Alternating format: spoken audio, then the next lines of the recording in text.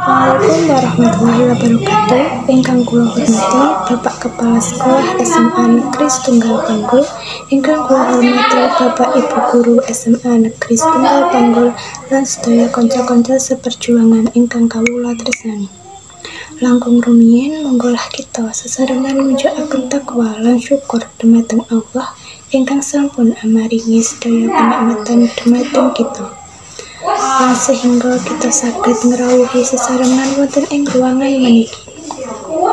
Sholawat ugi salam mugia kaunjuk dhumateng Nabiullah Muhammad SAW ingkang kita ajeng-ajeng syafaatipun binjing wonten dinten kiamat.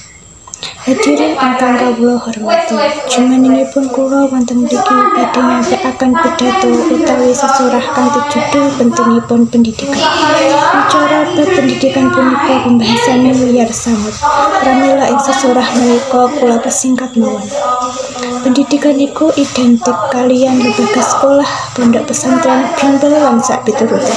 Wonten ing sekolahan, para siswa diwenehi pendidikan ugi wawasan pemerintahan, wawasan ilmu alam, wawasan ilmu sosial, ilmu agama lan sapiturute. Ananging pendidikan niku wonten ing sekolah formal mawon, kaya SD, MI, SMP, MTS, SMA, MA lan sapiturute.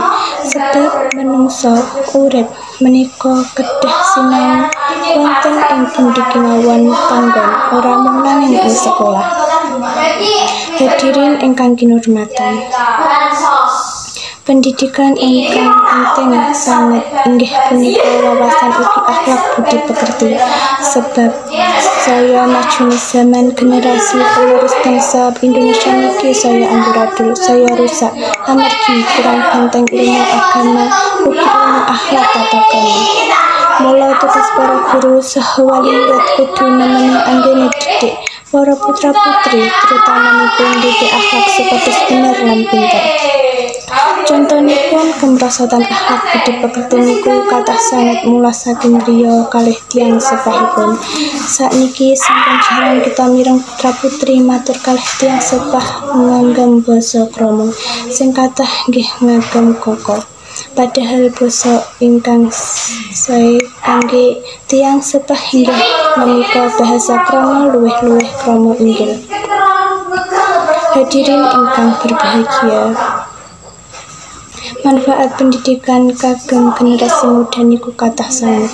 Inggih punika ndidik supados para siswa saged mangertosi ilmu umum, saged mangertosi ilmu agama, saged mangertosi ilmu adab lan ugi tata krama.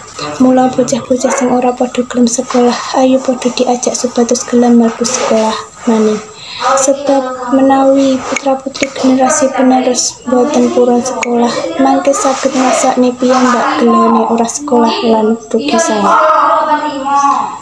Mekanten lan cekap semanten ingkang kula aturaken, mugi-mugi kula lan panjenengan sedaya kalebet tiyang Islam ingkang pikantuk rahmat lan ridhonipun Allah Subhanahu wa taala. Kirang langkungipun nyuwun pangapunten. Wassalamualaikum warahmatullahi wabarakatuh.